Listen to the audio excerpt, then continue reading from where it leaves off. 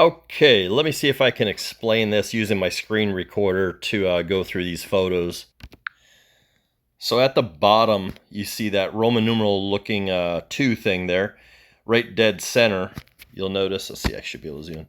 So right dead center, you can see vertically there's a bolt coming up from the stock, 1.5 by 1, that rides the floor line, basically just below that floor level inside the wall.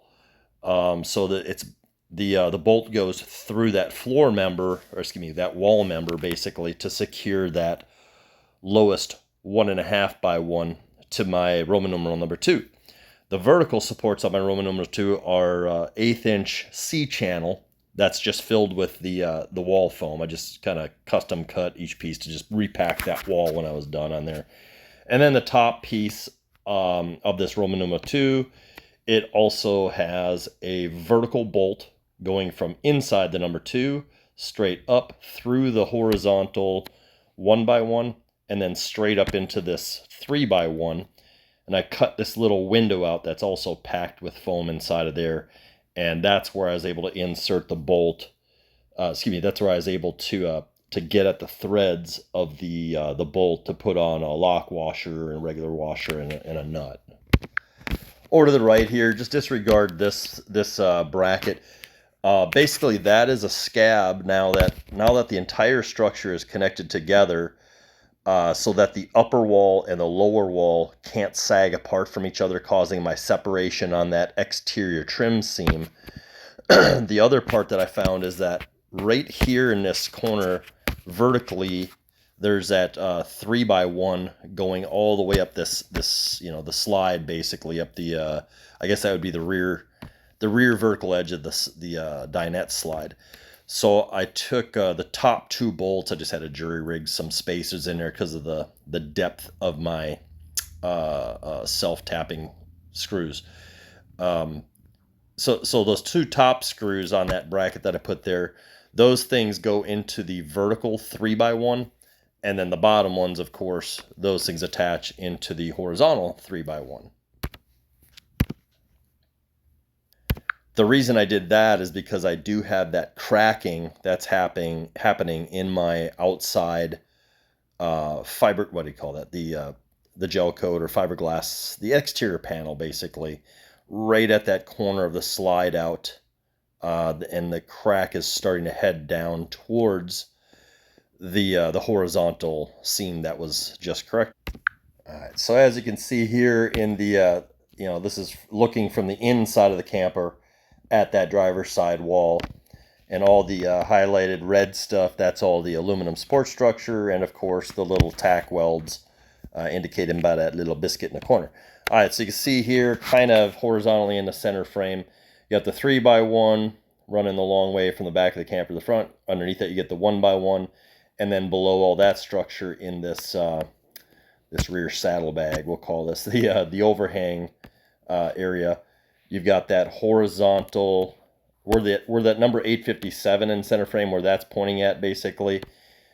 Anyway, that's that 1.5 by 1, and in between that 1.5 by 1 and the 1 by 1 above it, that's where I put that Roman numeral number 2 to secure that whole lower structure with the top side superstructure. So moving on to that vertical scab that I put in there. Center frame right now, this is as far as I can zoom in. I take it back. I think I can do this with a screenshot. So I believe where the weakness is, or was, is right where that horizontal 3 by 1 intersects with the vertical 3 by 1. There's supposed to be that little tack weld up in there. When I was on the inside of my camper, I could see that tack weld, and it was just a booger, a really bad boogered job full of black soot. And I don't think that they got inside that nook to get a good weld right there. In fact, when I studied it and raised and lowered the camper while looking at it, you could actually see that weld move off of the beam. So it was a broken weld. So that's what the purpose of that that little plate was in there bolted to the bottom and top is just to kind of resecure that welded location, and it significantly helped my cracking problem. It did not completely resolve it, but it did significantly help give me more latitude in how crooked my camper is going vertical, or rather how crooked, yeah, when I'm raising the camper, how much tolerance it had before it would show the crack.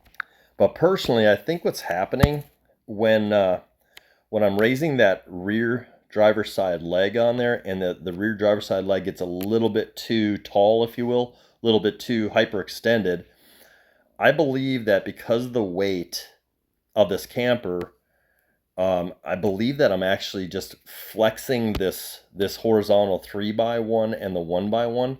I believe that they're just, it's aluminum. I just believe that they are flexing, allowing allowing the panel on the outside to just start spreading. Because if you put a smiley face bow in that area in there, it's got to give somewhere, and I believe that's on the outside panel.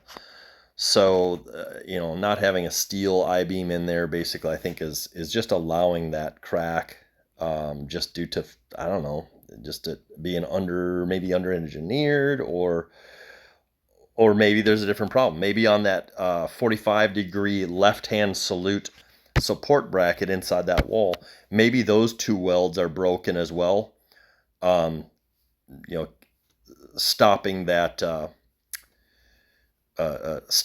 weld from being able to support that from happening. That's a high probability, I guess I'd say, and the only way I can really resolve that again is by putting a plate right at that intersection, basically bottom center of the screen there.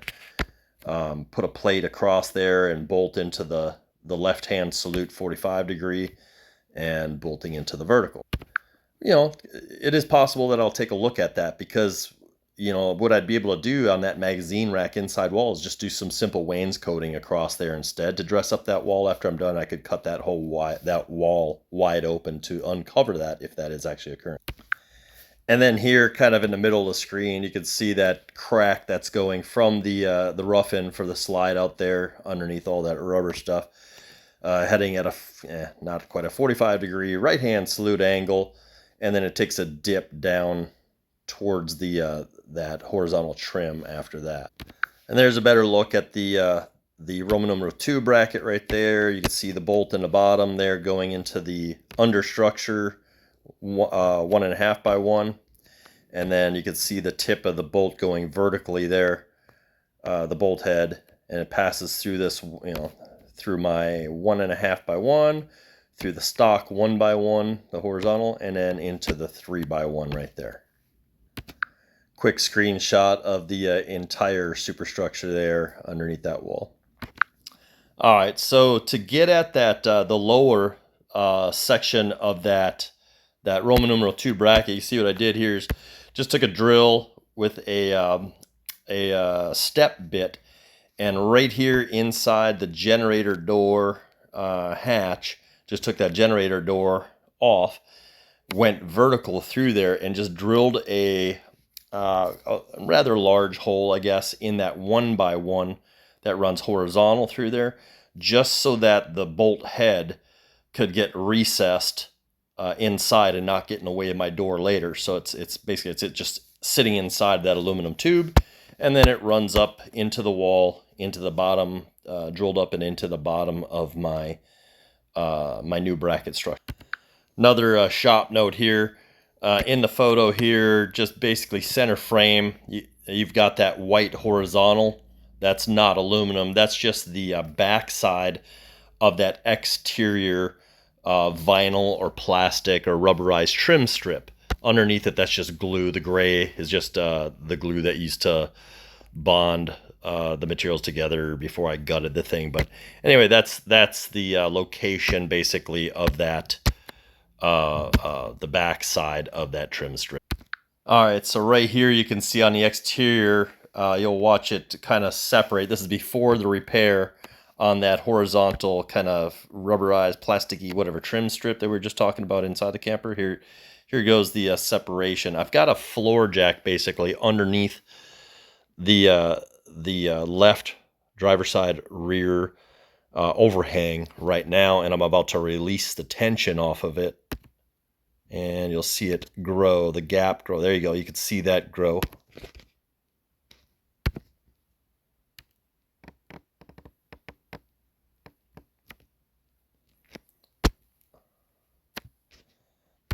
I'll zoom in a little bit more here and do it again. There you go. Okay, here's a short video clip on actually using the rear leg to extend downward. Right now you'll see the separation growing here. It would help if I hit play. There, it's starting to grow. It'll get a little bit worse here in a second. Showing the crack developing, showing itself. Extending that bottom back left spud a little bit more, and you get a pretty good grow there. So this is the what the Roman numeral 2 bracket resolved, is that separation, but the crack coming out of the slide was more so resolved by plating that wall to connect the vertical 3x to the horizontal 3x, since it had a broken weld. And so the final view of everything to kind of show what was done in there. Disregard this temporary thing right there. That was to tie the vertical to the horizontal 3x3 together, just to see if that resolved that cracking issue. But you do have the Roman numeral 2 portion right there.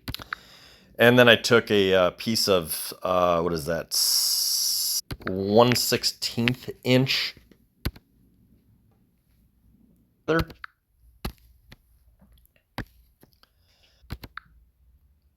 Sorry, I think my screen was paused there and I didn't realize it. So then I took this, I'm sorry if I'm repeating myself here. I didn't notice if it was playing or not. Put a piece of 1/8 inch aluminum diamond plate in there to secure everything together.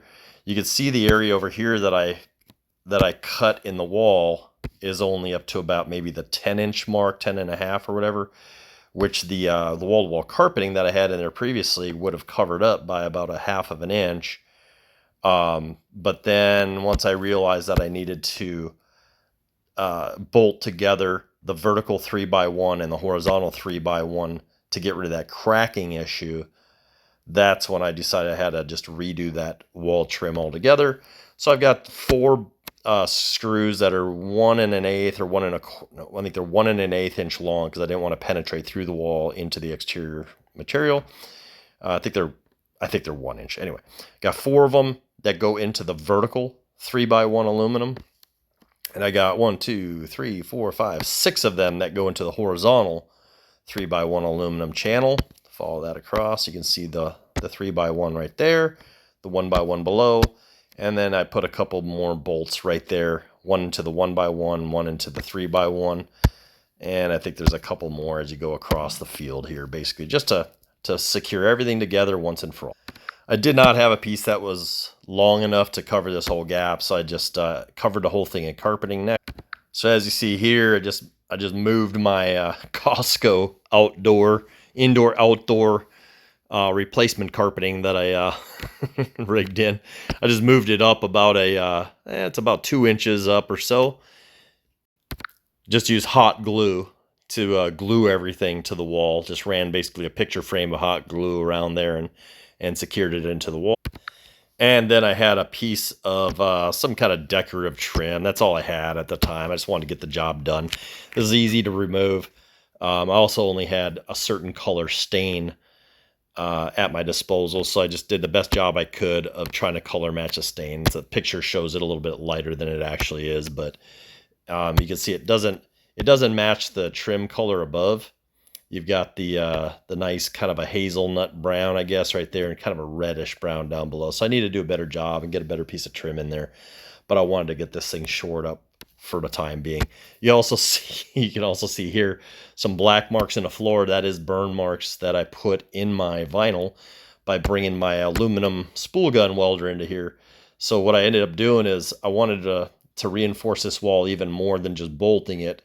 So I took a Millermatic 211 spool gun, and I actually did a weld horizontally where that 3x1 vertical meets the horizontal 3x1, and just kind of welded that together a little better. And then also on that Roman numeral 2, I kind of tack welded the bottom ears of that to that bottom rail there, and I neglected to protect protect the floor enough, and ended up with some burn marks, but no big deal. And the reason I say no big deal is because right here I have this V-shaped booger from where something got caught into the slide out by the previous owner. So I just hot glued that, heat gunned it, cleaned it off with alcohol, rubbing alcohol, and then sealed it down to the floor just to get that booger out of the way a little bit better. Moral of the story is all my vinyl needs to be replaced anyway, so not a big deal that I burned some holes. And so for the final view, here's basically what you're looking at. A little bit mismatched color there. But for now, it's good enough. And again, if I need to get into that wall to further repair that crack area, I can always do a wainscoting a little bit higher, like all the way up to the top of the magazine rack. It'd be very easy to do in that corner and get away with a pretty big wall cutout, basically. Just showing in this video how I screwed that trim into the wall, and then I painted it with some copper mechanics aerosol spray copper.